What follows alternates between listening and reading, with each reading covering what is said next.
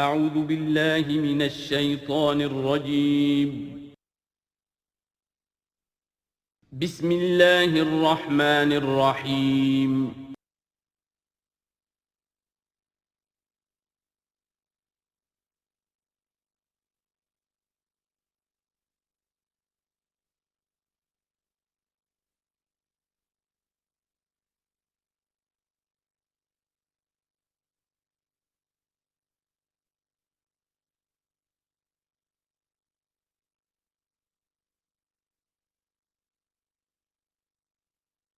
اعوذ باللہ من الشیطان الرجیم بسم اللہ الرحمن الرحیم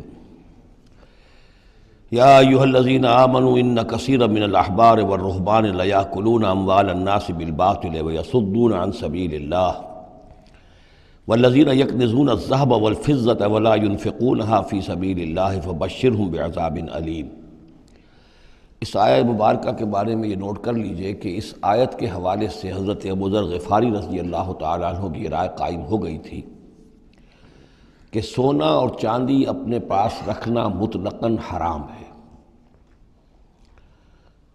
جو لوگ کہ سونا اور چاندی اپنے پاس رکھتے ہیں، جمع کرتے ہیں، گاڑھتے ہیں، ان کو کنز بناتے ہیں، خزانہ بناتے ہیں، اس کے لیے تو یہ رائے اگرچہ ان کی صحیح نہیں تھی، اس لیے کہ جو دین کا عام قانون ہے وہ یہ ہے کہ انسان حلال ذریعے سے کمائے، اس میں سے جو وہ خرچ کرے اللہ کی راہ میں وہ ٹھیک ہے، اس کو اس کا اجر ملے گا۔ اگر وہ کچھ رکھتا ہے اپنے پاس تو وہ حرام نہیں ہے، بلکہ پھر یہ کہ وہ اس کی اولاد کو منتقل ہو جائے گا، قانون وراثت ہوگا۔ اگر اپنے پاس کچھ رکھنا ہی نہ ہو تو پھر وراثت کس چیز میں ہوگی؟ اس لیے قانون تو وہی ہے، البتہ یہ ہے کہ وہ جو کہا گیا ہے کہ اللہ کی راہ میں خرچ کرو، خرچ کرو، خرچ کرو، کتنا کرو، قل العفو، تو یہ ایک روحانی تعلیم ہے، اخلاقی تعلیم ہے کہ جمع نہ کرو، اللہ کی راہ میں خرچ کر دو۔ البتہ جو مال بھی آپ نے جمع کیا ہے، آپ نے حلال ذریعے سے کمایا تھا اور اس کی زکوٰۃ بھی آپ نے ادا کر دی ہے، تو وہ مال آپ اپنے پاس رکھ سکتے ہیں، خواہ وہ سونے اور چاندی کی شکل میں ہو۔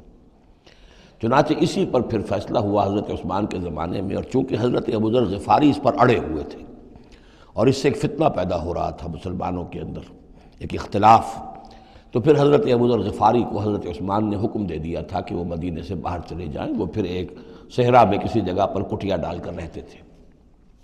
میرے نزدیک اس آیت کا اصل محل اور مقام جو ہے اس کو سمجھنا چاہیے، اور وہ ہے ان لوگوں سے متعلق ہے یہ مسئلہ جو دین کا کام کرتے ہیں، احبار ہیں، رہبان ہیں۔ یہ لوگ اپنا وقت، اپنی صلاحیتیں، اپنی قوتیں لگاتے ہیں دین کے لیے۔ عام لوگوں کا معاملہ اور ہے، وہ کاروبار کر رہے ہیں، کوئی پروفیشن ہے، کوئی اپنا اور بزنس ہے، اس کے حوالے سے ان کے پاس آمدنی ہو رہی ہے۔ انہیں جو بھی آمدنی ہو رہی ہے وہ اللہ کے دین کی وجہ سے ہو رہی ہے۔ یہ اپنے پاس اگر رکھتے ہیں اور اپنا جائیدادیں بناتے ہیں اور دولت بناتے ہیں اور اپنے لیے پھر وہ اپنی نسلوں کے لیے اس کو وراثت میں منتقل کرتے ہیں، تو ان کے اوپر یہ آیت بعین ہی انہی الفاظ میں اس کا انطباق ہوگا، اس لیے کہ یہ سارا معاملہ احبار اور رہبان کے حوالے سے ہو رہا ہے۔ اس آیت کا سیاق اور سباق جو ہے کہ ظاہر بات ہے کہ ان کے لیے جو بھی کچھ ہے، یہ لٹمس ٹیسٹ یہ ہے، ہاں آپ اپنی ضرورت پوری کریں، جیسے حضور نے اپنی ضرورتیں پوری فرمائی، ازواج مطہرات کو بھی نان نفقہ دیتے تھے آپ اسی بیت المال میں سے، آپ اپنے عزیزوں کے ساتھ بھی کوئی حسن سلوک کرتے تھے تو وہیں سے کرتے تھے۔ کبھی بیت المال خالی ہے تو فاقہ بھی آ رہا ہے، لیکن ضرورتیں پوری کریں، جائیداد بنا کر نہ چھوڑ کر جائیں۔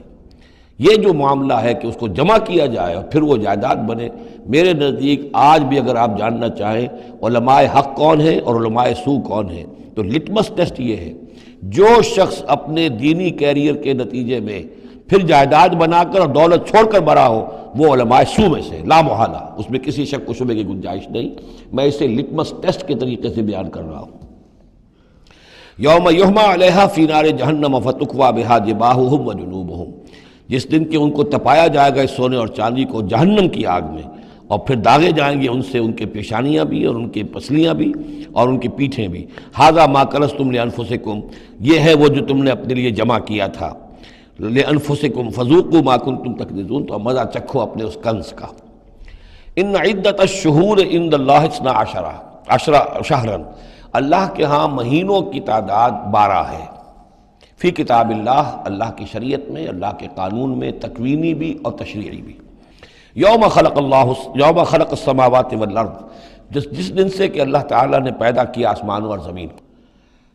منہا اربعۃ حرم، ان میں سے 4 مہینے ہیں محترم، جن کو کہ اشہر حرم کہتے ہیں، جن میں جنگ وغیرہ جو ہے وہ جائز نہیں تھی۔ ذالک الدین القیم، یہ ہے سیدھا دین، ہمیشہ کا ضابطہ اور قانون۔ فلا تظلموا فیہن انفسکم، تو ان کے معاملے میں اپنے اوپر ظلم نہ کرو۔ وہ ظلم کیا کرتے تھے؟ قریش کی اپنی مصلحت ہوئی کہ کوئی مہم انہیں کوئی لڑائی کا معاملہ ہے ان کے درپیش ہے، وہ کہتے تھے اس سال یا اشہر حرم فلاں کی بجائے فلاں مہینے ہوں گے۔ وہ کیلنڈر کو الٹ پھیر کرتے رہتے تھے کہ اس مرتبہ جو ہے یہ عمرے کے لیے مہینہ رجب کا نہیں ہوگا، فلاں ہوگا۔ اس حوالے سے وہ کیلنڈر جو تھا ڈسٹربڈ تھا، لیکن ہوا ایسا ہے قدرت خداوندی سے کہ جس سال آپ نے آخری حج کیا ہے، حجۃ الوداع، تو اس سال وہ ساری جو غلطیاں ہوتی ہیں اس کے بعد وہ جو اس کا مجموعی اور آخری نتیجہ یہ تھا کہ صحیح جگہ پر وہ کیلنڈر آ گیا تھا۔ اسی لیے حضور نے اپنے خطبہ حجۃ الوداع میں کہا ہے کہ استدار الزمان کہیئتہ یوم خلق اللہ السماوات والارض، یہ زمانہ اور یہ کیلنڈر جو ہے، تقویم جو ہے، یہ پورا چکر لگا کر ساری غلطیوں اور ترمیموں میں سے ہو کر اب ٹھیک اسی جگہ پر پہنچ گئی ہے جس مقام پر کہ اللہ نے، جس تقویم پر کہ اللہ تعالیٰ نے آسمان اور زمین کو پیدا کیا تھا۔ اور آج کے بعد سے ان مہینوں کے اندر کوئی الٹ پھیر نہیں ہو سکے گا۔ وَقَاتِلُوا الْمُشْرِكِينَ كَافَّةً كَمَا يُقَاتِلُونَكُمْ كَافَّةً، اور مشرکوں سے بھی جنگ کرو ایسے ہی سب کے ساتھ جیسے کہ وہ تم سے جنگ کرتے ہیں، جڑ کر حل حال میں اور جمع ہو کر۔ وَاعْلَمُوا أَنَّ اللَّهَ مَعَ الْمُتَّقِينَ، اور جان لو کہ اللہ تعالیٰ جو ہے متقین کے ساتھ ہے۔ إِنَّمَا النَّسِيءُ زِيَادَةٌ فِي الْكُفْرِ، یہ جو مہینے کو ہٹا دینا تھا ادھر سے ادھر، یہ پھیر دینا جو ہے اشہر حرم کا، یہ بڑھائی ہوئی بات ہے کفر کی۔ يُضَلُّ بِهِ الَّذِينَ كَفَرُوا، اس کے ذریعے سے گمراہ ہوئے ہیں وہ لوگ جنہوں نے کفر کیا۔ يُحِلُّونَهُ عَامًا، حلال کر لیتے ہیں اس مہینے کو 1 سال، وَيُحَرِّمُونَهُ عَامًا، اور 1 سال اسے حرام قرار دے دیتے ہیں۔ لِيُوَاطِئُوا عِدَّةَ مَا حَرَّمَ اللَّهُ، تاکہ تعداد پوری کر لیں اس کی جو اللہ نے حرام ٹھہرائے ہیں۔ 4 مہینے حرام ہیں، آگے پیچھے پھیر کر، لیکن تعداد پوری کر دی۔ فَيُحِلُّوا مَا حَرَّمَ اللَّهُ، اس کا نتیجہ کیا نکلتا ہے کہ جو اللہ کی طرف سے محترم مہینہ تھا وہ ان کے حساب سے، ان کی غلطی سے پھر وہ حلال ہو جاتا ہے، پھر حلال کر لیتے ہیں وہ مہینہ جو اللہ نے حرام کیا ہے۔ زُيِّنَ لَهُمْ سُوءُ أَعْمَالِهِمْ، اسی طریقے سے ان کے جو برے اعمال ہیں ان کے لیے مزین کر دیے گئے، کھبا دیے گئے ان کی نگاہوں میں۔ وَاللَّهُ لَا يَهْدِي الْقَوْمَ الْكَافِرِينَ، اور اللہ کافروں کو ہدایت نہیں دیتا۔ یہاں وہ 5 رکوع ختم ہوئے ہیں کہ جن کا تعلق ہے نبی اکرم صلی اللہ علیہ وسلم کی بعثت خاصہ الی اہل العرب، اس کی تکمیل ہو گئی، اس کے مقاصد پورے ہو گئے، اس کے ضمن میں آخری احکام دے دیے گئے۔ اب جہاں سے جو شروع ہو رہا ہے 6 رکوع سے، یہ میں نے آپ کو بتایا تھا کہ یہ غزوہ تبوک کا مسئلہ ہے، اس کا پس منظر بھی بیان کر چکا ہوں۔ سن 6 میں صلح حدیبیہ ہوئی، حضور صلی اللہ علیہ وسلم نے اس کے بعد آپ اپنے پیغامبر، ایلچی، اپنے خطوط، نامہ ہائے مبارک بھیجے۔ باقی جگہوں پر جو ہوا سو ہوا، لیکن ایک شخص نے کہ جو رئیس بصرہ تھا، شرحبیل بن عمرو غسان کا، اور یہ تھا رومن امپائر کے تابع، ان کا باج گزار تھا، اس نے حضور کا جو وہاں گیا تھا نامہ بر خط لے کر گئے تھے حضرت حارث ابن عمیر ازدی رضی اللہ تعالی عنہ، انہیں قتل کر دیا، شہید کر دیا۔ سفیر کا قتل جو ہے وہ گویا کہ اعلان جنگ ہوتا ہے، لہذا حضور نے ایک لشکر تیار کیا، 3000 مسلمانوں کو جمع کیا، حضرت زید ابن حارثہ کو ان کے اوپر امیر بنایا اور لشکر بھیجا موتا کی طرف۔ یہ جنگ موتا ہوئی ہے سن 8 میں، جمادی الاولیٰ سن 8 میں جنگ موتا ہوئی ہے۔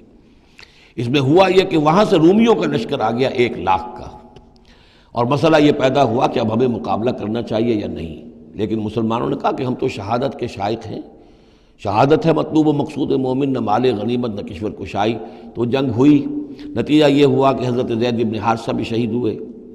پھر حضور نے پہلے ہی بتا دیا تھا کہ اگر وہ شہید ہو جائیں تو پھر جعفر ابن ابی طالب جو حضور کے چچا داد بھائی تھے حضرت جعفر طیار، پھر وہ ہوں گے کمانڈر، انہوں نے چارج لیا، وہ بھی شہید ہو گئے۔ ان کے بعد حضور نے فرمایا تھا کہ عبداللہ ابن رواحہ انصاری ہوں گے، انہوں نے چارج سنبھالا، وہ بھی شہید ہو گئے۔ پھر آخر کار حضرت خالد ابن ولید نے خود اپنے ہاتھ میں کمان سنبھالی اور کسی طریقے سے وہ اپنے اس لشکر کو بچا کر لے آئے۔ تو یہ صورتحال ہوئی جنگ موتا کی۔ اس کے بعد نبی اکرم صلی اللہ علیہ وسلم نے پھر اعلان عام کیا کہ اب میں خود جاؤں گا، اور اب وہ جنگ تبوک کا مسئلہ ہوا کہ اب تمام مسلمان ہر صاحب ایمان کے لیے میرے ساتھ نکلنا ضروری ہے۔ ہم تبوک تک جائیں گے۔ تبوک آخری سرحد تھی کہ جو رومن امپائر جہاں سے شروع ہو جاتی تھی، یہ حجاز کا آخری شہر ہے۔ مدینے سے جہاں تک میرا اندازہ ہے کوئی 300 ساڑھے 300 میل شمال میں ہے، اور بڑا سخت جو ہے صحرا درمیان میں آتا ہے۔ شدید گرمی کا موسم تھا، شدید گرمی کا موسم، تب طویل سفر۔ ادھر فصل تیار تھی کہ کھجوریں پکی ہوئی تھی، اگر انہیں اتاریں گے نہیں وقت پر تو ضائع ہو جائے گی، اور اگر سب مرد چلے جاتے ہیں تو عورتیں تو کھجوریں نہیں اتار سکتی، یہ کھجور کا اتارنا جو ہے پھل کا وہ آسان کام نہیں ہوتا۔ یہ سارے ایسے امتحانات جمع ہو گئے کہ اس کے لیے اہل ایمان کا بھی آخری امتحان ہو گیا، جس کے نتیجے میں جو منافقین تھے ان کا گویا کہ تش تش بام ہو گیا، ان کا معاملہ، ان کی کمزوریاں، ان کی خباثتیں کھل کر سامنے آ گئیں۔ تو یہ یوں سمجھیے کہ یہ 11 رکوع منافقین کے موضوع پر قرآن مجید کا آخری مقام اور ذروۂ سنام ہے۔ جیسے کہ اس سے پہلے سورہ نساء کے اندر بہت بڑا حصہ جو ہے، تقریباً نصف سورت جو ہے وہ متعلق تھی منافقین سے ہی۔ یہاں پر بھی یوں سمجھیے کہ یہ 11 رکوع جو ہیں وہ بہت سے مضامین اس میں آئیں گے، لیکن یہ کہ ایک جو درمیان میں یوں سمجھیے کہ جو دھاگا ہوتا ہے جس میں موتی پروئے ہوئے ہیں، ان میں وہی منافقین کا مضمون ہے۔ تو اس میں یہ ہے کہ آپ کو معلوم ہے کہ حضور 30,000 کا لشکر لے کر گئے تھے، اور اس میں وہاں جا کر ہرقل اگرچہ موجود تھا، ہیرکلیس، لیکن اس نے مقابلے میں آنے کی جرت نہیں کی۔ وہ پہچان چکا تھا کہ یہ اللہ کے رسول ہیں، اور میں اگر براہ راست ان کے مقابلے میں آؤں گا تو مار کھا جاؤں گا۔ حضور وہاں مقیم رہے، وہاں کے آس پاس کے لوگ آئے، انہوں نے معاہدے کیے، اپنی سرحدوں کو آپ نے محفوظ کیا، اور پھر آپ واپس آ گئے۔ گویا کہ جنگ کی نوبت نہیں آئی، لیکن یہ کہ دھاک بیٹھ گئی حضور کی اور مسلمانوں کی کہ سلطنت روما نے پسپائی اختیار کی ہے، رومن امپائر مقابلے میں آنے کی ہمت نہیں کر سکی۔ تو وہ جو بھی جنگ موتا کی وجہ سے جو کچھ ہوا اکھڑی تھی، اللہ تعالیٰ نے اس ہوا کو دوبارہ جو ہے قائم کر دیا۔ بہرحال اس کے بعد یہ سلسلہ آگے بڑھا حضرت ابوبکر کے زمانے میں، کیونکہ حضور نے اپنے مرض وفات میں بھی ایک لشکر تیار کر دیا تھا، اور زید ابن حارثہ رضی اللہ تعالیٰ عنہ کے بیٹے حضرت اسامہ ابن زید کو اس کا سربراہ مقرر کیا تھا۔ جب آپ کا انتقال ہوا ہے تو وہ لشکر تیار تھا۔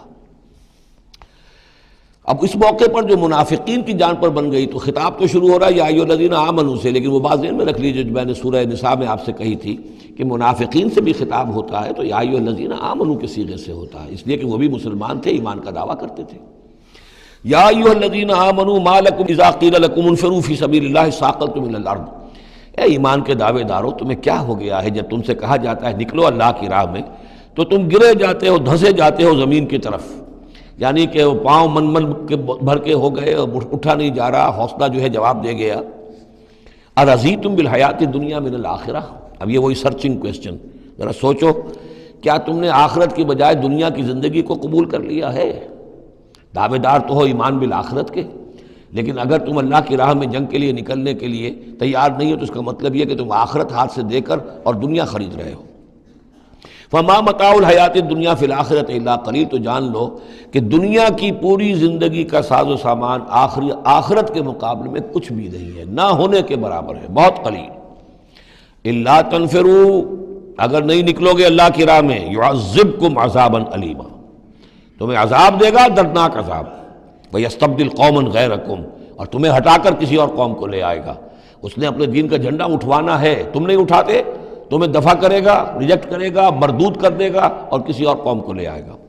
ولا تضروہ شیئا، اور تم اللہ کا کوئی نقصان نہیں کر سکو گے۔ واللہ علی کل شیء قدیر، اللہ ہر چیز پر قادر ہے۔ الا تنصروہ، اگر تم ان کی مدد نہیں کرو گے یعنی حضور کی، فقد نصرہ اللہ اذ اخرجہ الذین کفروا ثانی اثنین اذ ہما فی الغار، جبکہ کافروں نے انہیں اپنے گھر سے اور مکے سے نکلنے پر کر دیا تھا، جبکہ دو میں کے دوسرے تھے، دو ہی تھے، حضور تھے اور حضرت ابوبکر تھے رضی اللہ تعالی عنہ۔ اذ ہما فی الغار، جبکہ وہ دونوں غار میں تھے۔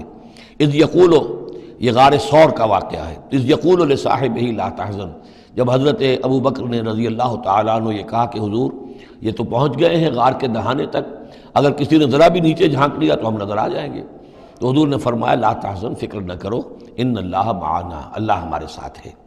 فانزل اللہ سکینتہ علیہ، تو اللہ تعالیٰ نے تسکین اور سکون نازل کر دیا ان پر، وأیدہ بجنود لم تروہا، اور ان کی مدد فرمائی ان لشکروں سے جنہیں تم نہیں دیکھتے، وجعل کلمۃ الذین کفروا السفلی، اور جس کا نتیجہ یہ نکلا ہے کہ کافروں کا کلمہ جو ہے وہ نیچا پڑ چکا ہے، پورے جزیرہ نما عرب کے اندر اللہ کا دین جو ہے غالب آ چکا ہے۔ جعل کلمۃ الذین کفروا السفلی، اللہ نے بنا دیا ہے کافروں کی بات کو سب سے نیچے، وکلمۃ اللہ ہی العلیاء، اور اللہ کا کلمہ تو سب سے اونچا ہے ہی، واللہ عزیز الحکیم، اللہ تعالیٰ زبردست ہے، حکمت والا۔ انفروا خفافا وثقالا، نکلو خواہ ہلکے خواہ بوجھل۔ یہ ہلکے اور بوجھل کے دو پہلو ہو سکتے ہیں، یا تو داخلی طور پر بوجھل دل کے ساتھ نکلو، یا آمادگی کے ساتھ نکلو، نکلنا پڑے گا۔ اب یہ نکلنا فرض عین ہے، یہ نفیر عام ہے۔ وہ بات گئی جبکہ صرف تحریض تھی، ترغیب تھی، وہ دور ختم ہوا۔ اب نکلنا پڑے گا، اس جنگ میں نفیر عام ہے، چاہے بوجھل دل کے ساتھ نکلو اور چاہے کھلے دل کے ساتھ اور آمادگی کے ساتھ نکلو۔ اور اس کے ایک معنی یہ بھی ہو سکتے ہیں، چاہے تمہارے پاس ساز و سامان کافی ہے تب بھی نکلو، کم ساز و سامان ہے تب بھی نکلو۔ تو خارجی طور پر بھی ہو سکتا ہے یہ بوجھل اور ہلکا، اور داخلی طور پر بھی۔ وَجَاهِدُوا بِأَمْوَالِكُمْ وَأَنفُسِكُمْ فِي سَبِيلِ اللَّهِ، اور جہاد کرو اللہ کی راہ میں اپنے اموال سے اور اپنی جانوں سے۔ ذَلِكُمْ خَيْرٌ لَكُمْ إِن كُنتُمْ تَعْلَمُونَ، یہی تمہارے لیے بہتر ہے اگر تم علم رکھتے ہو۔ لَوْ كَانَ عَرَضًا قَرِيبًا، اگر انہیں توقع ہوتی کہ مال قریب ہی ہے، قریب ہی ہمیں مال مل جائے گا، غنیمت مل جائے گی، وَسَفَرًا قَاصِدًا، اور اس کے لیے سفر بھی جو ہے وہ چھوٹا ہے، بڑا نہیں ہے، لَاتَّبَعُوكَ، تو یہ سب اے نبی آپ کی پیروی کرتے، آپ کے ساتھ چلتے۔ وَلَكِنْ بَعُدَتْ عَلَيْهِمُ الشُّقَّةُ، لیکن ان کو تو بڑی بھاری پڑ رہی ہے، بڑی دور کی مسافت نظر آ رہی ہے، اتنا دور۔ اور اس میں اعلان کر دیا تھا حضور نے، حالانکہ فتح مکہ کے موقع پر بھی حضور نے خفیہ رکھی تھی اپنی ساری اسکیم، اور عام طور پر جنگوں میں یہ ہوتا ہے، اپنی پوری اسکیم کا اعلان تو نہیں ہوتا، لیکن غزوہ تبوک میں آپ نے اعلان کیا تھا کہ ہم جا رہے ہیں، سلطنت روما سے ٹکراؤ ہے، تبوک تک ہمیں جانا ہے، کوئی چیز آپ نے راز نہیں رکھی، تاکہ جو شخص بھی ہے وہ سمجھ لے، اس کے لیے پوری تیاری کرے، داخلی بھی خارجی بھی، ساز و سامان کی بھی، اپنے حوصلے کو بھی دیکھ لے، لیکن یہ کہ بہرحال نکلنا فرض ہے۔ وَسَيَحْلِفُونَ بِاللَّهِ لَوِ اسْتَطَعْنَا لَخَرَجْنَا مَعَكُمْ، اور یہ عنقریب قسمیں کھائیں گے اللہ کی کہ اگر ہمارے اندر استطاعت ہوتی ہم ضرور نکلتے، اب مجبوری ہے، فلاں مجبوری ہے، فلاں مجبوری ہے۔ یہلکون انفسہم، یہ اپنے آپ کو ہلاک کر رہے ہیں، واللہ یعلم انہم لکاذبون، اور اللہ تعالیٰ کو معلوم ہے کہ یہ جھوٹ بول رہے ہیں۔ عفا اللہ عنک لما اذنت لہم، اے نبی آپ کو اللہ معاف فرمائے، یا اللہ نے آپ کو معاف کر دیا، آپ نے انہیں کیوں اجازت دے دی؟ یعنی کوئی منافق آیا، کوئی اور آیا، حضور یہ مجبوری ہے، بیوی بیمار ہے، کوئی دیکھ بھال کرنے والا نہیں ہے، تو مجھے اجازت دے دی، اچھا بھائی جاؤ۔ حضور کی طبیعت میں بھی نرمی تھی اور آپ نے اجازت دے دی۔ اب جب اجازت مل گئی، اس نے کہا میں نے تو اجازت لے لی ہے، وہ کور بن گیا، اس کے نفاق کا پردہ چاک نہیں ہوا۔ حالانکہ حضور اجازت نہ دیتے تب بھی اس نے نہیں جانا تھا، لیکن نہیں جانا تھا تو معلوم تو ہو جاتا کہ اس نے رسول کی بات کا جو ہے وہ معصیت کی ہے، نافرمانی کی ہے، اس کے نفاق کا پردہ جو ہے وہ پڑا رہ گیا، وہ پردہ اٹھ جاتا۔ عفا اللہ عنک، اللہ کو معاف کرے، یا اللہ نے آپ کو معاف کر دیا، لما اذنت لہم، کیوں آپ نے ان کو اجازت دے دی؟ حتی یتبین لک الذین صدقوا وتعلم الکاذبین، یہاں تک کہ آپ کے لیے واضح ہو جاتا کون صادق الایمان ہے، کون سچے مسلمان ہیں، اور آپ جان لیتے کون جھوٹے ہیں، اس لیے کہ انہوں نے پھر بھی نہیں جانا تھا، آپ اجازت نہ دیتے تب بھی رہ جانا تھا، اور اس سے یہ ہے کہ ان کے نفاق کا پردہ جو ہے وہ فاش ہو جاتا۔ لا یستأذنک الذین یؤمنون باللہ والیوم الآخر، وہ لوگ جو اللہ اور یوم آخر پر ایمان رکھتے وہ آپ سے اجازت کے طالب ہو ہی نہیں سکتے۔ ان یجاہدوا باموالہم وانفسہم، کیا وہ اس سے اجازت مانگیں گے کہ انہیں معاف کر دیا جائے اللہ کی راہ میں جہاد نہ کرنے سے جانوں اور مال کے ساتھ؟ ایمان کا تو لازمی تقاضا ہے۔ پھر وہی وہ جو ڈیفینیشن میں نے آپ کو بتائی ہے سورہ حجرات میں، انما المؤمنون الذین آمنوا باللہ ورسولہ ثم لم یرتابوا وجاہدوا باموالہم وانفسہم فی سبیل اللہ، وہ تو اس کا جزو لازم ہے، شرط لا ینفک ہے۔ لہذا جو لوگ اللہ پر اور یوم آخر پر ایمان رکھتے ہیں وہ آپ سے ایگزمپشن نہیں مانگ سکتے جہاد فی سبیل اللہ سے۔ واللہ علیم بالمتقین، اور اللہ تعالیٰ جو ہے اپنے متقی بندوں سے خوب واقف ہے۔ انما یستأذنک الذین لا یؤمنون باللہ والیوم الآخر، اصل میں جو اجازت مانگ رہے ہیں آپ سے، ایگزمپشن مانگ رہے ہیں، رخصت مانگ رہے ہیں، یہ وہ لوگ ہیں جو حقیقتاً اللہ پر اور یوم آخر پر ایمان نہیں رکھتے۔ وارتابت قلوبہم، اور ان کے دل جو ہے شکوک میں پڑ گئے ہیں۔ سورہ حجرات کی اس آیت میں کیا ہے؟ انما المؤمنون الذین آمنوا باللہ ورسولہ ثم لم یرتابوا، پھر شک میں نہ پڑے۔ یہاں فرمایا وارتابت قلوبہم، ان کے دلوں کے اندر شکوک کے ڈیرے ہیں۔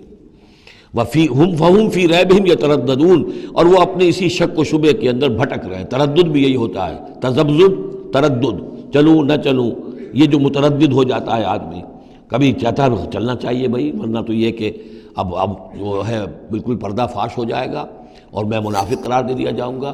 اس کے بعد پھر یہ کہ پھر نہیں، کوئی نہ کوئی جھوٹی بہانہ بناؤ، قسم کھا لو۔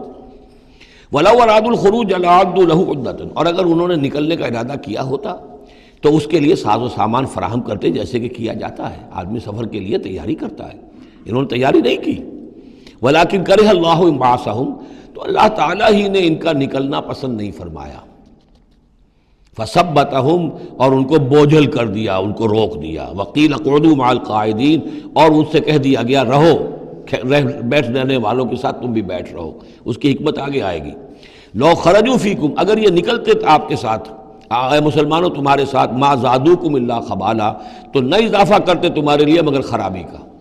دلوں میں روگ تھا، وہاں جا کے فتنے اٹھاتے، آپس میں لڑاتے، کوئی اور کچھ کرتے، لہذا ان کا بیٹھ رہنا بھی حکمت پر مبنی ہے، اللہ تعالیٰ کی طرف سے، گویا کہ اس میں بھی ایک خیر ہے۔ گویا کہ بندہ مومن کے لیے تو خیر ہی خیر ہے، ادھر بھی خیر ادھر بھی خیر، لیکن منافق کے لیے شر ہی شر ہے، ادھر بھی شر ادھر بھی شر۔ لو خرجوا فیکم، اگر یہ نکلتے تمہارے ساتھ، ما زادوکم الا خبالا، تو یہ نہ اضافہ کرتے تمہارے لیے مگر برائی کا، خرابی کا۔ ولا اوضعوا خلالکم، اور یہ گھوڑے دوڑاتے تمہارے مابین، یبغونکم الفتنہ، تمہارے لیے فتنے پیدا کرنے کے لیے۔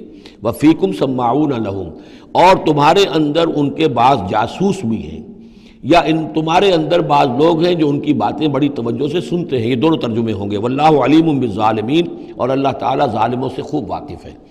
یعنی تمہارے اندر ہے مسلمانوں بعض نیک دل، وہ منافق نہیں ہیں، نیک دل سادہ لو مسلمان ہیں جو ان سے حسن ظن رکھتے ہیں، ان سے کوئی تعلق رکھتے ہیں، دوستی رکھتے ہیں، ان کی بات توجہ سے سنتے ہیں۔ تو اگر یہ ہوتے تمہارے لشکر میں ساتھ اور یہ کوئی فتنہ اٹھاتے تو وہ جو سادہ لو مسلمان تھے وہ ان کی بات سن کر کسی فتنے میں مبتلا ہو سکتے تھے۔ اور ایک ترجمہ وہ ہے کہ ان میں جاسوس موجود ہیں۔ لَقَدِ ابْتَغَوُا الْفِتْنَةَ مِنْ قَبْلُ، یہ اس سے پہلے بھی فتنے اٹھاتے رہے ہیں۔ وَقَلَّبُوا لَكَ الْأُمُورَ، یہی لفظ فتنہ آیا اس حدیث میں جو میں سنا چکا ہوں آپ کو۔ علماء سوء کا کردار کیا ہو جاتا ہے؟ علماءہم شر الناس تحت عدیم السماء، من عندہم تخرج الفتنۃ وفیہم تعود۔ جھگڑے، لڑائیاں، فتوے، اور ایک دوسرے کی وہ تفرقہ جو ہے اور اس کے اندر شدت ہے، یہ کام ہے۔ لقد ابتغوا الفتنة من قبل، یہ فتنے اٹھاتے رہے پہلے بھی۔ وقلبوا لك الامور، اور اپنی امکانی حد تک اے نبی آپ کے لیے معاملات کو تلپٹ کرنے کی کوشش کرتے رہے، بدلتے رہے۔ حتی جاء الحق، یہاں تک کہ حق آ گیا جزیرہ نماء عرب میں، تو فیصلہ ہو گیا، اللہ کے دین کا غلبہ ہو گیا۔ وظہر امر اللہ، اللہ کا امر ظاہر ہو گیا، غالب ہو گیا۔ وہم کارہون، جبکہ انہیں یہ پسند نہیں تھا، یہ تو ابھی چاہتے تھے کہ دین کا غلبہ اس طرح سے نہ ہو۔ وَمِنْهُمْ مَنْ يَقُولُ اذن لِّي وَلَا تَفْتِنِّي، ان میں سے وہ بھی ہے جو کہتا ہے کہ حضور مجھے اجازت دے دیجئے اور مجھے فتنے میں نہ ڈالیے۔ یہ ایک بہت ہی مردود شخص تھا، جد ابن قیس لعنت اللہ علیہ، یہ منافقین میں سے تھا۔ یہ آیا اور اس نے بڑا استہزاء کا انداز اختیار کیا حضور کے ساتھ۔ حضور مجھے تو آپ اجازت دے دیجئے۔ کیوں بھائی، کیا معاملہ ہے، کیا مجبوری ہے؟ حضور میں ذرا حسن پرست قسم کا انسان ہوں، اور وہ شام کی طرف آپ جا رہے ہیں، شامی عورتیں بہت خوبصورت ہوتی ہیں، تو میں تو اپنے اوپر قابو نہیں رکھ سکوں گا، میں فتنے میں مبتلا ہو جاؤں گا، تو آپ مجھے فتنے سے بچا لیں۔ وَمِنْهُمْ مَنْ يَقُولُ اذن لِّي وَلَا تَفْتِنِّي، اور ان میں سے وہ بھی ہے جو کہتا ہے کہ مجھے تو اجازت دے دیجئے، ایکسیپٹ کر دیجئے، اور مجھے فتنے میں نہ ڈالیے، میں آپ کے ساتھ جاؤں گا تو فتنے میں پڑ جاؤں گا۔ أَلَا فِي الْفِتْنَةِ سَقَطُوا، آگاہ ہو جاؤ، فتنے میں تو پڑ چکے، اور فتنہ کون سا ہوگا؟ جو بدبخت اس قسم کا معاملہ کر رہا ہے، بدترین فتنے کا شکار تو ہو چکا۔ وَإِنَّ جَهَنَّمَ لَمُحِيطَةٌ بِالْكَافِرِينَ، اور یقیناً جہنم جو ہے ان کافروں کا احاطہ کیے ہوئے ہے۔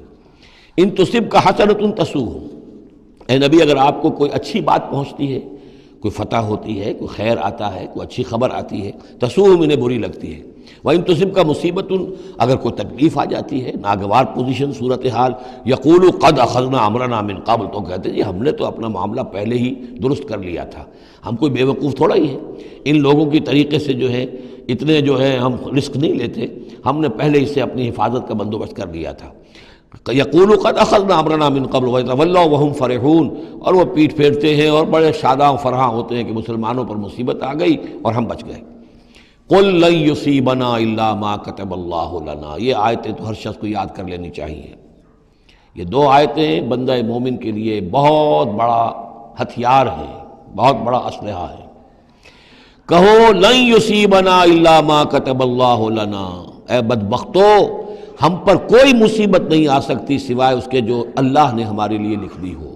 ہوا مولانا، وہ ہمارا مولا ہے، اگر اس کی طرف سے تکلیف آ جائے، دوست کی طرف سے تکلیف آ جائے کہ ہرچہ ساقی ما ریخت عین الطافظ، میرا ساقی میرے پیالے میں جو بھی ڈال دے اس کا لطف و کرم ہی ہے، تو اللہ کی طرف سے جو آئے سر تسلیم خم ہے جو مزاج یار میں آئے۔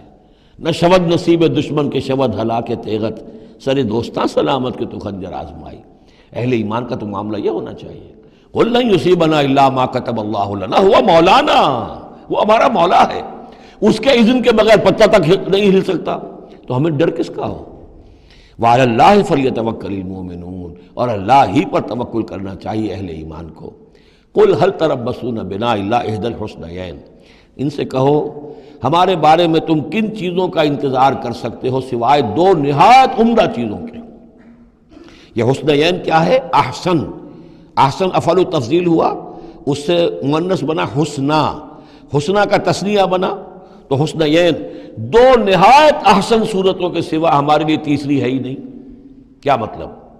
ہم سب اللہ کی راہ میں شہید ہو جائیں، احسن، ہم کامیاب ہو کر آ جائیں، احسن، تیسری کیا بات ہے؟ تو ہمارے لیے تو خیر ہی خیر ہے، ڈراتے ہمیں کس سے ہو؟ قل هل تربصون بنا، یہ تم ڈرا رہے ہو ہمیں اور جو کہہ رہے ہو ہمیں کس چیز کا خوف؟ ہمارے لیے دو انجام ہو سکتے ہیں ممکن، اور دونوں ہمارے نزدیک نہایت احسن ہیں۔ اللہ کی راہ میں شہادت مل جائے، شہادت ہے مطلوب و مقصود مومن، نہ مال غنیمت نہ کشور کشائی۔ جو حق کی خاطر جیتے ہیں مرنے سے کہیں ڈرتے ہیں جگر، جب وقت شہادت آتا ہے دل سینوں میں رقصاں ہوتے ہیں۔ اور اگر ہم کامیاب ہو کر آ گئے تو تم بھی کہو گے کہ بھائی یہ تو بڑی کامیابی، ہمارے لیے تو کامیابی کامیابی ہے۔ قل هل تربصون بنا الا احدى الحسنيين ونحن نتربص بكم، اور ہم منتظر ہیں تمہارے بارے میں ان يصيبكم الله بعذاب من عنده، کہ اے منافقو اللہ تم پر کوئی عذاب اپنے خاص اپنے پاس سے نازل کرے، اور بأيدينا، یا کوئی وقت آ جائے کہ ہمیں اجازت دے دی جائے کہ ہم تمہاری گردنیں اڑائیں، جیسے کہ اعلان عام کفار کے بارے میں ہوا، ہو سکتا ہے کہ ایسا ہو جائے۔ فتربصوا انا معكم متربصون، تو کرو انتظار، ہم بھی تمہارے ساتھ انتظار کر رہے ہیں۔ قل انفقوا طوعا وكرها، اب یہ ایک اور بات ہوتی ہے جی میں جا تو نہیں سکتا، یہ چندہ حاضر ہے، کچھ پیسے جو ہے میں لے آیا ہوں ساز و سامان، لیکن مجھے آپ ایگزمپٹ کر دیں، یہ چندہ قبول کر لیں۔ قل انفقوا طوعا وكرها، کہہ دیجئے ان سے کہ چاہے خرچ کرو خوشی سے اور چاہے مجبوری سے، لن يتقبل منکم، یہ تم سے قبول نہیں کیا جائے گا، انکم کنتم قوما فاسقین، اس لیے کہ تم نافرمان لوگ ہو۔ اس وقت جو ہے پیسہ بدل نہیں ہوگا، اس وقت تو جانا ہے، فرض عین ہے، نفیر عام ہے، اس وقت جو ہے یہ پیسہ اس کی جگہ پر کام نہیں کر سکتا۔ وما منعهم ان تقبل منهم نفقاتهم، اور نہیں محروم کیا انہیں اس بات سے کہ ان کے نفقات، ان کے خرچہ جو اللہ کی راہ میں چندہ دے رہے تھے ان کو قبول کیا جاتا، الا انهم كفروا بالله وبرسوله، اس لیے مگر اس بات نے کہ انہوں نے کفر کیا ہے اللہ کے ساتھ اور اس کے رسول کے ساتھ۔ ولا یاتون الصلاۃ الا وهم کسالى، اور وہ نماز کے لیے نہیں آتے مگر بہت ہی کسل مند۔ ولا ينفقون الا وهم كارهون، اور جو یہ خرچ بھی کرتے ہیں تو کراہت کے ساتھ کرتے ہیں، مجبوراً کرتے ہیں، وہ تو جان بچانے کے لیے خرچ کرنے کے لیے آمادہ ہو گئے ہیں، ورنہ انہیں مال جو ہے بڑا پیارا ہے۔ فلا تعجبك اموالهم ولا اولادهم، تو اے نبی اور اے مسلمانوں تمہیں ان کے مال اور ان کی اولاد ان سے دھوکہ نہ کھاؤ، اچھے نہ لگے تمہیں، تم سمجھتے ہو کہ اللہ کی بڑی نعمتیں ہیں ان پر، یہ دولت والے منافق تھے، بچا بچا کر رکھتے تھے، دولت والے تھے، ان کی اولاد بھی اللہ نے دی ہے، اللہ تعالیٰ تو دنیا میں پھر اور دے دیتا ہے ان کو جن کا آخرت میں کوئی حصہ نہیں ہے، کہ جو بھی کچھ ہے یہیں پر اپنا حساب کتاب کر لیں۔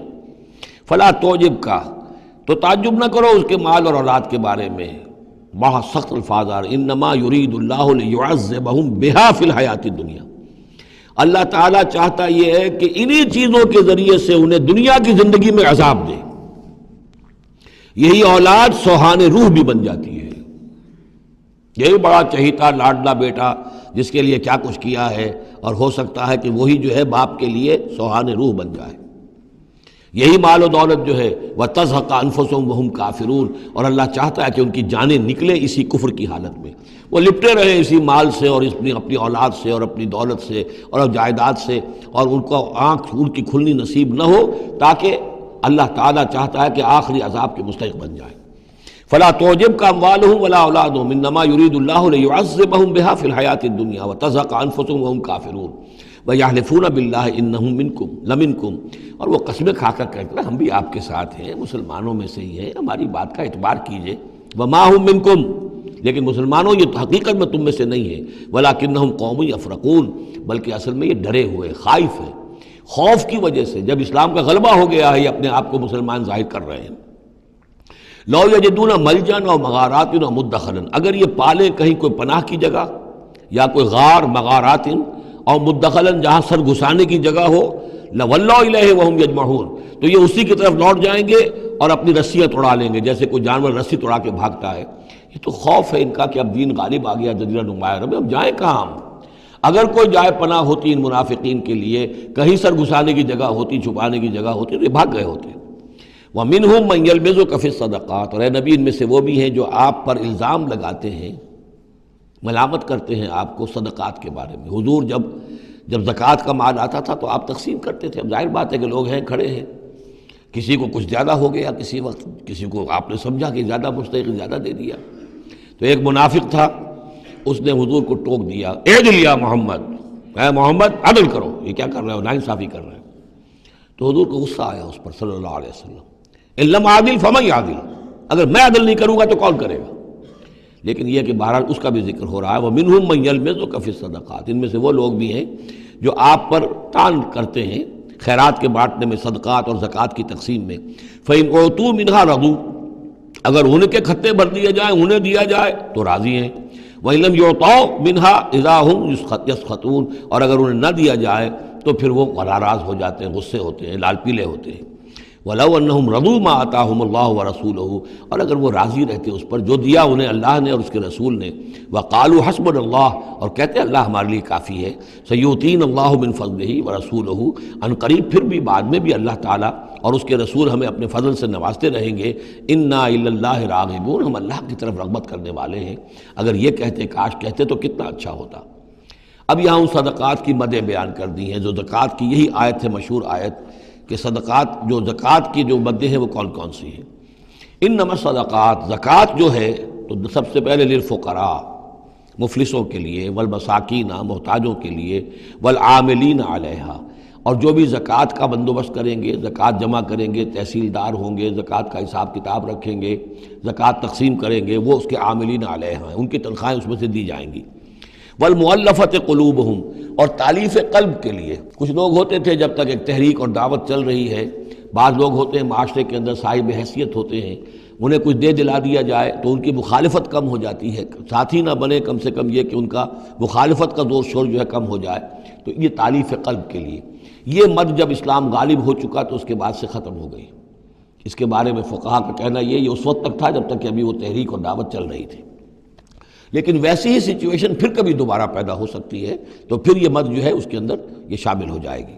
وفر رقاب، گردنوں کے چھڑانے میں، اور گردنوں کے چھڑانے میں کسی پر تاوان آ گیا ہے، کوئی شخص جو ہے وہ مقروض اتنا ہو گیا ہے کہ اس سے نہیں نکل پا رہا ہے، لہذا ایک یہ کہ لم سم مدد کر کے اسے گویا کہ اس کی گردن چھڑا دی جائے۔ والغارمین، جن پر تاوان بھرنا پڑے۔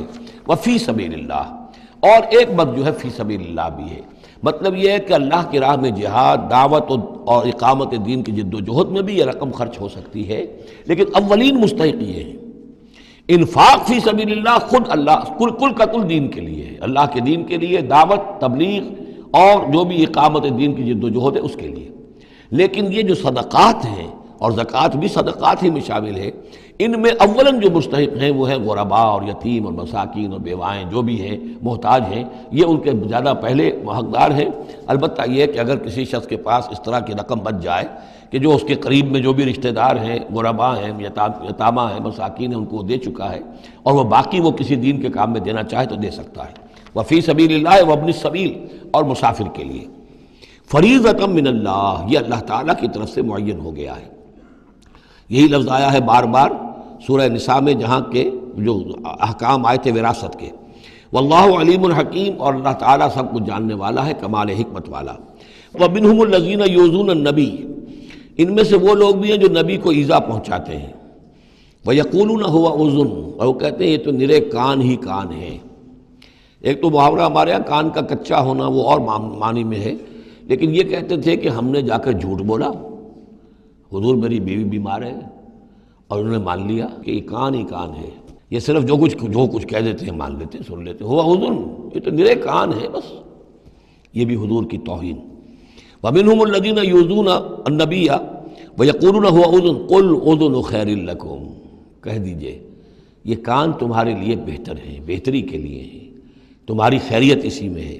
یؤمن باللہ ویؤمن للمؤمنین، یہاں پہ یہ ایمان کے ساتھ بے اور لام کا فرق واضح ہو جائے گا۔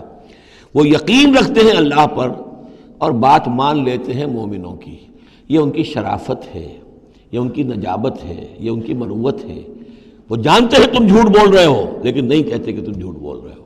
یہ شرافت اور مروت کا معاملہ ہے، یہ نہیں ہے کہ انہیں معلوم نہیں ہے۔ بندہ مومن جو ہے وہ تو یہ ہے کہ اتقوا فراست المومن، مومن کی فراست سے ڈرو، فإنہ ینظر بنور اللہ، وہ اللہ کے نور سے دیکھتا ہے۔ تو جو عام مومن کا معاملہ یہ ہو تو رسول کا معاملہ کیا ہوگا؟ کیا انہیں پتہ نہیں چلتا تھا کہ جھوٹ بول رہے ہیں؟ لیکن آپ کی مروت اور شرافت۔ قل اذن خیر لکم یؤمن باللہ ویؤمن للمؤمنین ورحمۃ للذین آمنوا منکم، اور جو تم میں سے واقعی مومن ہیں ان کے حق میں رحمت ہے۔ والذین یؤذون رسول اللہ لہم عذاب علیم، اور جو ایذا پہنچاتے ہیں اللہ کے رسول کو ان کے لیے بڑا دردناک عذاب ہے۔ یحلفون باللہ لکم لیرضوکم، اے مسلمانوں یہ تمہارے سامنے قسمیں کھاتے ہیں اللہ کی تاکہ تمہیں راضی کریں۔ اب ظاہر بات ہے کہ حضور کا تو جا کر بہانہ جو کیا اور وہ لے کر آ گئے، اب مسلمانوں سے بھی کہہ رہے ہیں، قسمیں کھا کھا کر اپنے یقین دلا رہے ہیں کہ ہم مخلص ہیں، آپ ہمارے شک نہ کریں۔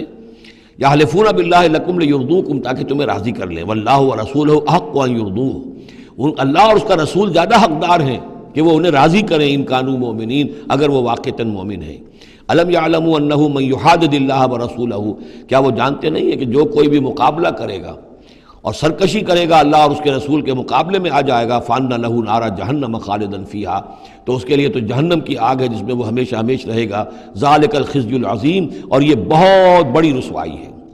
يَحْذَرُ الْمُنَافِقُونَ أَن تُنَزَّلَ عَلَيْهِمْ سُورَةٌ تُنَبِّئُهُم بِمَا فِي قُلُوبِهِمْ، اے مسلمانوں یہ منافق ڈرتے رہتے ہیں کہ کہیں ایسا نہ ہو کہ مسلمانوں پر کوئی ایسی صورت نازل ہو جائے کہ جو ان کو ہمارے دلوں کی حالت بتا دے۔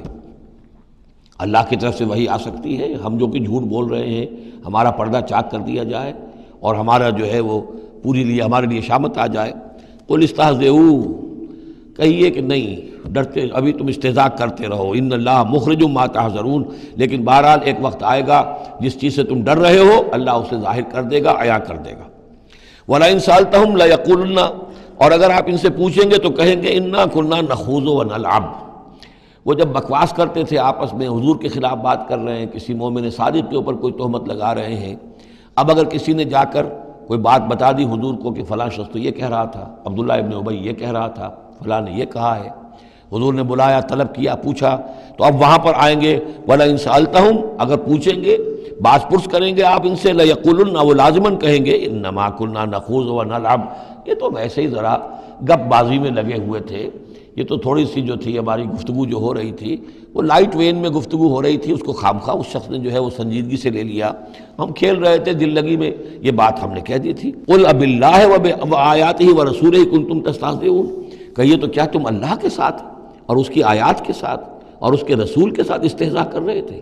تمسخر، یہ دل لگی تمہاری، بازی بازی بارش بابا ہم بازی، اب اللہ اور رسول جو ہیں اور اس کی آیات جو ہیں وہ بھی تمہارے لیے تختہ برس بن گئی ہیں استہزاء اور تمسخر کا۔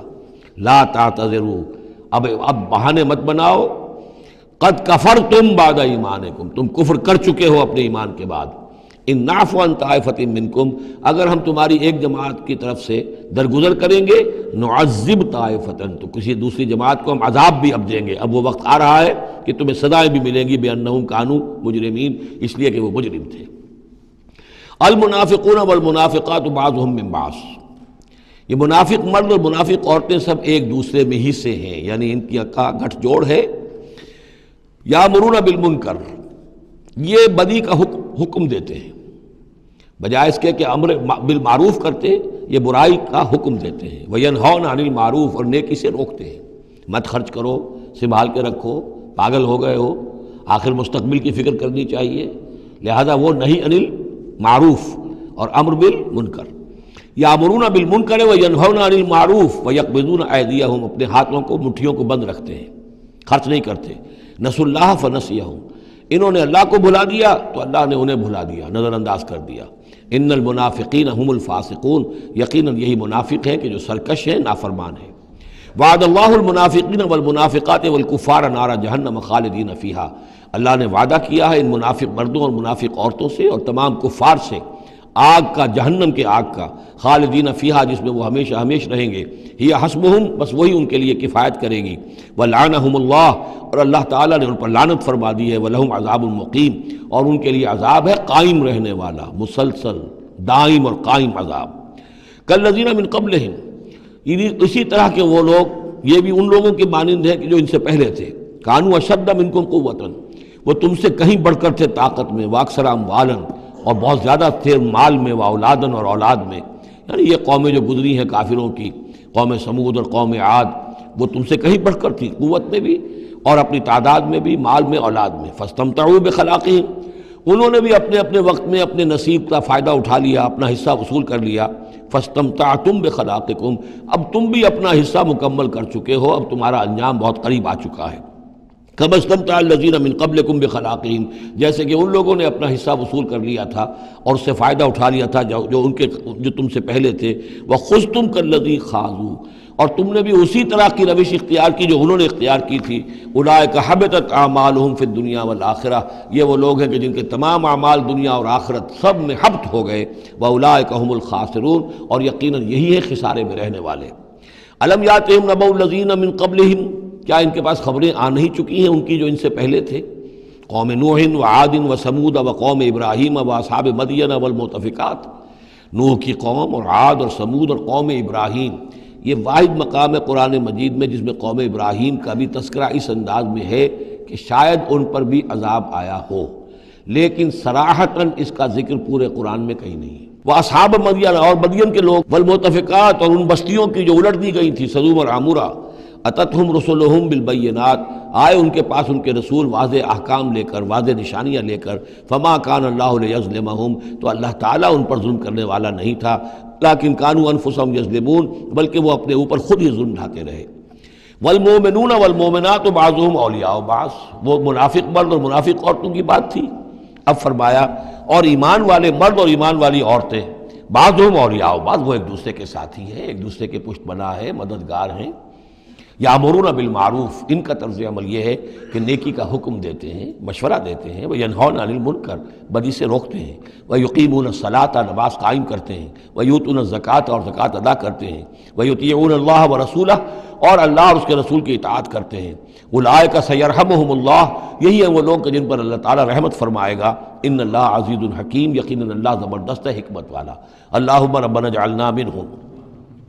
وعد اللہ المؤمنین والمؤمنات جنات تجری من تحتہا الانہار خالدین فیہا، اللہ نے وعدہ کیا ہے مومن مردوں اور مومن عورتوں سے ان باغات کا جن کے دامن میں یا جن کے نیچے ندیاں بہتی ہوں گی، اور اس میں وہ ہمیشہ رہیں گے۔ ومساکن طیبۃ فی جنات عدن، اور بڑے ستھرے اور بہت عمدہ مکان رہائش کے لیے ان کو دے گا، رہنے کے باغات میں، ریزیڈینشل گارڈنز میں۔ وَرِضْوَانٌ مِّنَ اللَّهِ اکبر، یہ ساری چیزیں تو ہے ہی، سب سے بڑی شے یہ کہ اللہ ان سے راضی ہو جائے گا، رضا اللہ کی وہ سب سے بڑی شے ہے، سب سے بڑی نعمت ہے۔ ذَلِكَ هُوَ الْفَوْزُ الْعَظِيمُ، وہ تو ہے بہت ہی بڑی کامیابی۔ یا ایھا النبی جاہد الکفار والمنافقین واغلظ علیہم، اے نبی صلی اللہ علیہ وسلم آپ جہاد کیجئے کفار سے بھی اور منافقین سے بھی، اور ان پر سختی کیجئے۔ یہ دیکھیے آیت 2 مرتبہ آئی ہے قرآن مجید میں، یہ جو کہ توں سورہ تحریم میں بھی آئے گی جو کہ سمجھیے 28ویں پارے کی آخری، یہاں پھر آئی ہے، لیکن یہاں لفظ جہاد کو نوٹ کر لیجئے، یہاں جہاد بمعنی قتال نہیں آ سکتا۔ منافقین کے ساتھ آپ نے کبھی جنگ نہیں کی، جہاد، جد و جہد، کوشش، ان کی ریشہ دوانیوں کو ختم کرنا، ان کی سازشوں کا زور توڑنا، یہ جہاد تھا، یہ جہاد۔ قتال کی کوئی نوبت منافقین کے ساتھ کبھی کوئی قتال نہیں ہوا۔ یہاں جہاد خالص اس جہاد کے معنی میں ہے جو قتال سے کم تر ہے، دون القتال۔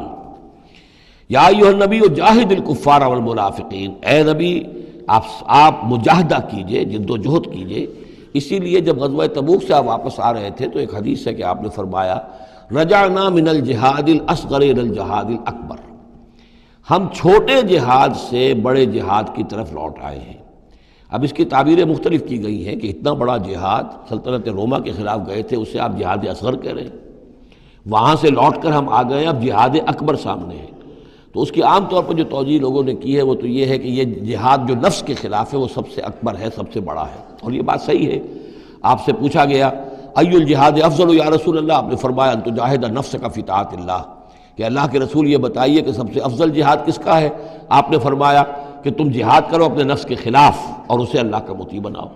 تو اسی پر گویا کہ اس کو محمول کیا ہے، لیکن میرے نزدیک حقیقت یہ ہے کہ اب یہ جو بارے آستین تھے کہ جو مدینے کے اندر منافقین تھے، اب ان کے خلاف جہاد کرنا تھا، اور اس میں چونکہ اندیشے تھے کہ ان کے تعلقات تھے اوس اور خزرج کے لوگوں کے ساتھ، عام لوگوں کے ساتھ دوستیاں تھیں، تو اس میں فتنے اٹھ جاتے۔ واپس آ کر آپ نے مسجد زرار کو پھر جلایا ہے، گرایا ہے، یہ بہت بڑا قدم تھا۔ عام مسلمان جو اس پر مشتعل بھی ہو سکتے تھے کہ مسجد کو گرا رہے، لیکن یہ کہ یہ اقدامات آپ نے کیے ہیں صلی اللہ علیہ وسلم اس آیت کے اترنے کے بعد اور تبوک سے واپسی کے بعد۔ یا ایھا النبی جاہد الکفار والمنافقین واغلظ علیہم، اے نبی جہاد کیجئے کافروں سے بھی اور منافقین سے بھی اور ان پر سختی کیجئے۔ ومأواہم جہنم، ان کا ٹھکانہ جہنم ہے، وبئس المصیر، اور وہ بہت برا ٹھکانہ ہے۔ یحلفون باللہ ما قالوا، وہ اللہ کی قسم کھا کر کہتے ہیں کہ ہم نے یہ بات نہیں کہی، کوئی بات جو بھی آئی، کوئی غلط بات کہی، کوئی استہزاء کیا، کوئی تمسخر اڑایا۔ وَلَقَدْ قَالُوا كَلِمَةَ الْكُفْرِ، حالانکہ انہوں نے کہا ہے کفر کا کلمہ۔ یہ ایک بات انہوں نے کہی تھی، اس کا ذکر آ جائے گا تفصیل سے سورہ منافقون میں 28ویں پارے میں، واقعہ وہاں تفصیل سے آیا ہے۔ تو لیکن یہ کہ کسی نوجوان نے آ کر حضور کو بتا دیا کہ اس نے یہ کہا ہے، اب حضور نے طلب فرمایا، انہوں نے کہا نہیں یہ بالکل جھوٹ بولتا ہے اس نے، یہ اور اس نے خامخواہ جو ہے وہ فتنہ اٹھانے کی کوشش کی ہے۔ تب یہ آیت نازل ہوئی، اللہ نے اس نوجوان کو سچا کیا اس آیت کے ذریعے سے کہ جھوٹ وہ عبداللہ ابن ابی بول رہا ہے، یہ نوجوان نہیں بول رہا۔ یحلفون باللہ ما قالوا، وہ قسم کھا رہے ہیں اللہ کی کہ ہم نے وہ بات نہیں کہی۔ وَلَقَدْ قَالُوا كَلِمَةَ الْكُفْرِ، حالانکہ انہوں نے کہا کلمہ کفر۔ وَكَفَرُوا بَعْدَ إِسْلَامِهِمْ، اور وہ اپنے اسلام کے بعد کفر منکر ہو چکے، کفر کر چکے۔ وَهَمُّوا بِمَا لَمْ يَنَالُوا، اور انہوں نے ارادہ کیا تھا اس شے کا کہ جس کو وہ حاصل نہ کر سکے۔ یہ ایک خاص واقعہ ہوا تھا کہ جب تبوک سے واپس آپ آ رہے تھے تو ایک موقع پر آپ عام راستے سے، قافلے سے ذرا ہٹ کر ایک پہاڑی راستے کی طرف سے آپ کا گزر ہوا، اور وہ تنگ راستہ تھا، وہاں سے بس ایک ہی اونٹ ایک وقت میں گزر سکتا تھا۔ حضور کے ساتھ 2 آپ کے صحابہ تھے۔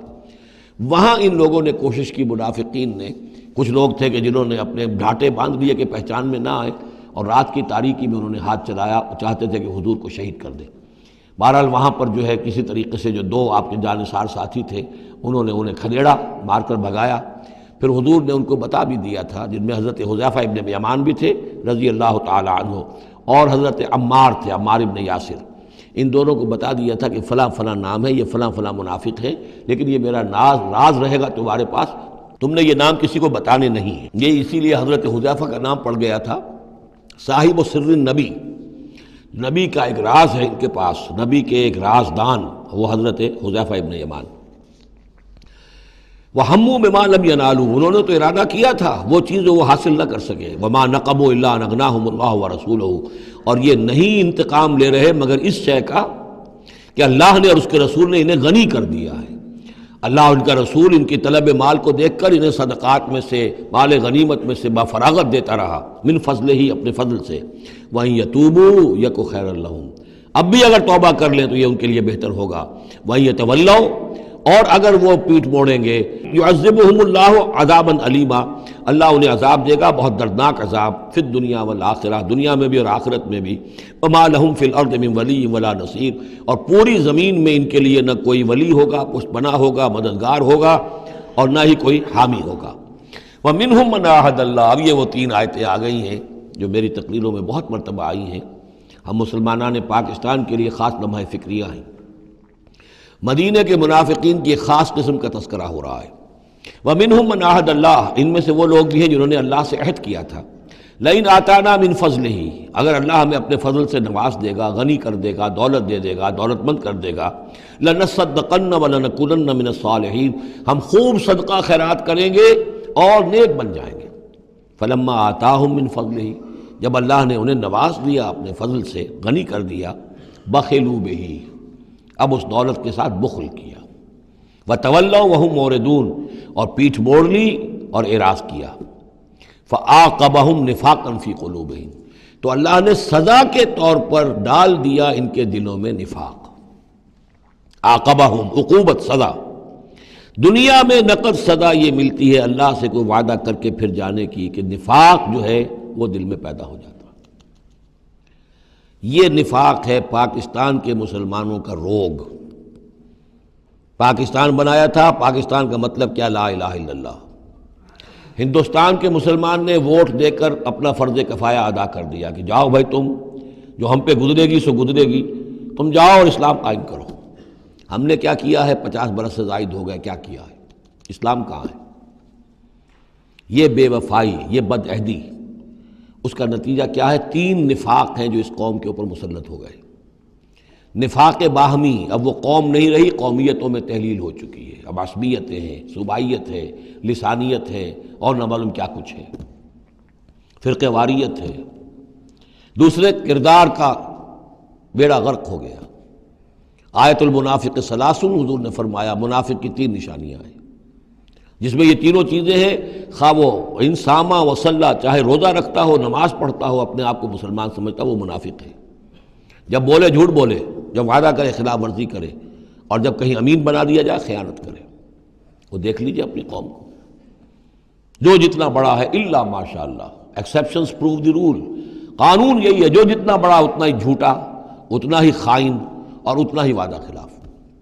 اور تیسرا اور میرے نزدیک سب سے بڑا نفاق جو ہے وہ ہمارے دستور میں ہے۔ The most sacred document of a state is the constitution۔ اور منافقت کا پلندہ ہے کہ ایک ہاتھ سے اسلام داخل کرتے ہیں، دوسرے سے نکال دیتے ہیں۔ ایک دفعہ دیکھیں تو اسلام ہی اسلام، کیا اللہ، اتنی بڑی بات۔ No legislation can be done repugnant to the Quran and the Sunnah۔ اتنی بڑی بات۔ یہ تو معلوم ہوتا ہے کہ سورہ الحجرات کی پہلی آیت کا ترجمہ کر کے دستور میں لکھ دیا، لیکن اس کے ساتھ ہی اس کے اوپر کوئی اس پہ عمل کرنا ضروری نہیں ہے، وہ لکھی رہے گی بس۔ اور ہم نے ایک آئیڈیالوجی کونسل بنا دی ہے، وہ اس کے مطابق سفارشات پیش کرتی رہے گی، اور ہر سال اس کی رپورٹ پیش ہو جایا کرے گی، خلاص۔ کوئی اس میں سینکشن نہیں، کوئی اس کے نافذ کرنے کی کوئی ذمہ داری نہیں، کوئی پابندی نہیں۔ فیڈرل شریعت کورٹ، کیا کہنے ہیں فیڈرل شریعت کو، بڑے بڑے چوٹی کے علماء، اور کیا کیا تنخواہیں ان کو ملی ہیں، اور کیا کیا مراعات ملی ہیں، وہ سب کچھ ہے، لیکن صورت کیا ہے؟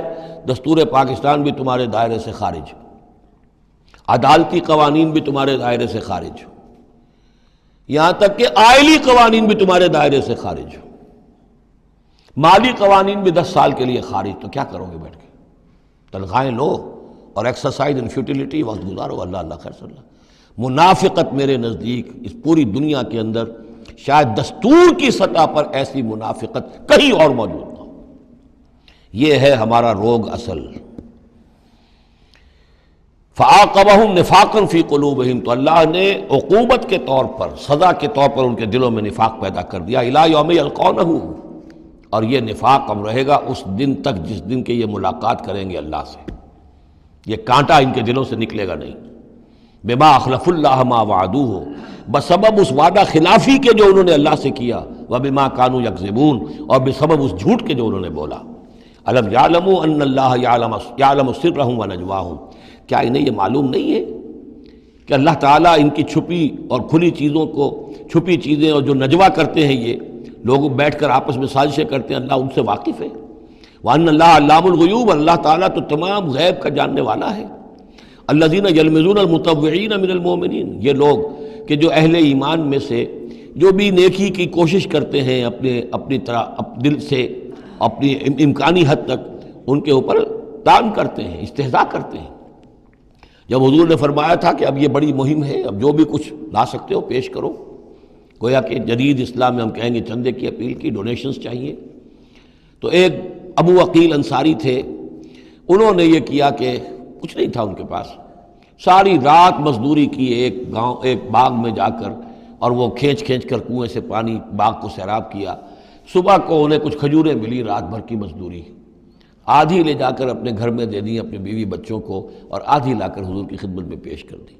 حضور نے فرمایا کہ یہ جو کھجوریں ہیں یہ اس پورے ڈھیر کے اوپر پھیلا دو، یہ سب پر بھاری ہیں، لیکن وہاں جو منافق تھے انہوں نے اب فقے چست کرنے شروع. جی ہاں، ان کھجوروں کے بغیر تو یہ مہم چل ہی نہیں سکتی تھی. کیا کہنے صاحب، یہ تو بہت بڑا صدقہ انہوں نے کیا ہے، بہت بڑا معاملہ ہے. تو یہ اب تانے دے رہے ہیں، ان کا دل دکھا رہے ہیں. الذين يلمزون المتطوعين من المؤمنين في الصدقات والذين لا يجدون الا جهدهم. وہ بیچارے کہ جن کے پاس اپنی محنت مشقت کے سوا کچھ ہے ہی نہیں. فَيَسْخَرُونَ مِنْهُمْ، ان سے مذاق کرتے ہیں، ٹھٹے کرتے ہیں. سخر اللہ منہم، اللہ تعالیٰ ان کا مذاق اڑائے. وَلَهُمْ عَذَابٌ أَلِيمٌ، ان کے لیے دردناک عذاب ہے. استغفر لہم، اب یہ سخت ترین آیت ہے قرآن مجید میں منافقین کے لیے. یا وہ تھی جو سورہ نساء میں تھی، ان المنافقین فی الدرک الاسفل من النار، منافق آگ کے سب سے نچلے طبقے میں ہوں گے. کیا یہ ہے؟ استغفر لہم، اے نبی اب آپ ان کے لیے استغفار کریں، او لا تستغفر لہم، یا ان کے لیے استغفار نہ کریں. ان تستغفر لہم 70 مرتن، اگر آپ 70 مرتبہ بھی ان کے لیے استغفار کریں گے، فلن یغفر اللہ لہم، تب بھی اللہ تعالیٰ انہیں معاف نہیں فرمائے. ذالک بانہم کفروا باللہ ورسولہ، یہ اس لیے کہ یہ اللہ اور اس کے رسول کے ساتھ کفر کر چکے. واللہ لا یہدی القوم الفاسقین، اور اللہ ایسے فاسقوں کو ہدایت نہیں دیتا. فرح المخلفون بمقعدہم خلاف رسول اللہ وکرہوا ان یجاہدوا باموالہم وانفسہم فی سبیل اللہ. بہت خوش ہو گئے وہ پیچھے رہ جانے والے جنہوں نے اجازتیں لے لی تھی حضور سے، ایگزمپشن لے لی تھی اپنے بیٹھ رہنے پر اللہ کے رسول کے پیچھے، اور انہوں نے برا سمجھا، ناپسند کیا کہ وہ جہاد کرتے اپنی جانوں اور مال کے ساتھ اللہ کی راہ میں. وقالوا لا تنفروا فی الحر، اور وہ دوسروں سے بھی کہہ رہے تھے ہم تو لے آئے چھٹی، رخصت لے آئے ہیں، تم بھی ذرا عقل کے ناخن لو، کہاں جا رہے ہو اس گرمی میں، اس شدید موسم کے اندر جا رہے ہو، پاگل ہو گئے. لا تنفروا فی الحر، اس گرمی میں مت نکلو. قل نار جہنم اشد حرا، اے نبی ان سے کہہ دیجئے جہنم کی آگ اس سے کہیں زیادہ گرم ہے. لو کانوا یفقہون، کاش کہ ان کو تفقہ حاصل ہوتا، فہم حاصل ہوتا. فلیضحکوا قلیلا ولیبکوا کثیرا، تو انہیں چاہیے کہ ہنسیں کم روئیں زیادہ. جزاء بما کانوا یکسبون، بدلہ اس کا کہ جو کمائی انہوں نے کی ہے. فإن رجعک اللہ الی طائفۃ منہم، تو اے نبی اگر اللہ تعالیٰ آپ کو لوٹا کر لے جائے، یہ 4 رکوع تو ختم ہو چکے تھے، 9ویں رکوع پر ان کے بارے میں تو تیقن کے ساتھ معلوم تھا کہ وہ غزوہ تبوک پر روانگی سے قبل آئے ہیں. یہ درمیان کا ہے کہ کچھ جاتے کچھ آتے، کچھ غزوہ تبوک کے وقت عین تبوک میں بھی وہی نازل ہوئی ہے، تو یہ وہ آیات ہیں. فَإِن رَجَعَكَ اللَّهُ، ظاہر بات ہے یہاں معلوم ہو رہا ہے کہ یہ کہیں تبوک میں یہ آیت نازل ہوئی ہے. اگر اللہ آپ کو لوٹا کر لے جائے ان کے کسی گروہ کے پاس، فَاسْتَأْذَنُوكَ لِلْخُرُوجِ، اور پھر وہ آپ کے ساتھ نکلنے کی اجازت مانگے کسی اور دشمن کے خلاف، فَقُلْ لَن تَخْرُجُوا مَعِيَ أَبَدًا، کہہ دیجیے گا اب تم میرے ساتھ کبھی نہیں نکلو گے، وہ آخری امتحان تمہارا ہو چکا، تم ناکام ہو چکے. وَلَن تُقَاتِلُوا مَعِيَ عَدُوًّا، اور اب میرے ساتھ کسی دشمن کے ساتھ، میرے ساتھ ہو کر کسی دشمن کے ساتھ جنگ کرنے کا تمہیں موقع نہیں ملے گا. اِنَّكُمْ رَضِيتُمْ بِالْقُعُودِ أَوَّلَ مَرَّةٍ، تم پہلی مرتبہ راضی ہو گئے تھے بیٹھے رہنے پر، نفیر عام ایک ہی مرتبہ ہم نے کی اور تم پیچھے رہنے پر، بیٹھ رہنے پر راضی ہو گئے. فَقْعُدُوا مَعَ الْخَالِفِينَ، اب ہمیشہ کے لیے پیچھے رہنے والوں کے ساتھ بیٹھ رہو. وَلَا تُصَلِّ عَلَىٰ أَحَدٍ مِّنْهُمْ مَاتَ، اور اے نبی ان میں سے کوئی مر جائے تو اس کی نماز جنازہ ادا نہ کیجیے ابداً، کبھی بھی. وَلَا تَقُمْ عَلَىٰ قَبْرِهِ، اور اس کی قبر پر آپ کھڑے نہ ہوں. یہ دیکھیے یہ اب ان کی رسوائی کا سامان ہو رہا ہے. ابھی تک تو پردے پڑے ہوئے تھے، لیکن اب یہ ہے کہ حضور جو ہے جب انکار کرتے تھے کسی کی نماز جنازہ پر جانے سے معلوم ہو جاتا تھا کہ یہ منافق ہے. حضور نے اس کی نماز جنازہ میں شرکت سے انکار کیا. وَلَا تُصَلِّ عَلَىٰ أَحَدٍ مِّنْهُمْ مَاتَ أَبَدًا وَلَا تَقُمْ عَلَىٰ قَبْرِهِ، اور مت کھڑے ہوئیے اس کی قبر پر. إِنَّهُمْ كَفَرُوا بِاللَّهِ وَرَسُولِهِ، یقیناً انہوں نے کفر کیا ہے اللہ اور اس کے رسول کے ساتھ. وَمَاتُوا وَهُمْ فَاسِقُونَ، اور وہ مرے ہیں اسی حال میں کہ وہ نافرمان تھے. وَلَا تُعْجِبْكَ أَمْوَالُهُمْ وَأَوْلَادُهُم، یہ آیت پہلے بھی آ چکی ہے، آیت نمبر 55. صرف وہی ایک فرق ہے اس میں، وہاں فلا تعجبک ہے، یہاں ولا تعجبک. آپ کو زیادہ پسند نہ آئیں، اچھی نہ لگیں، نہ ان کے اموال نہ ان کی اولاد. انما یرید اللہ ان یعذبہم، یہاں لام کی بجائے ان آ گیا ہے. اللہ چاہتا یہ ہے کہ انہیں عذاب دے انہی چیزوں کے ذریعے سے دنیا میں. وَتَزْهَقَ أَنفُسُهُمْ وَهُمْ كَافِرُونَ، اور ان کی جانیں نکلیں اسی حالت کفر میں. بارک اللہ لی ولکم فی القرآن العظیم ونفعنی وإیاکم بالآیات والذکر الحکیم.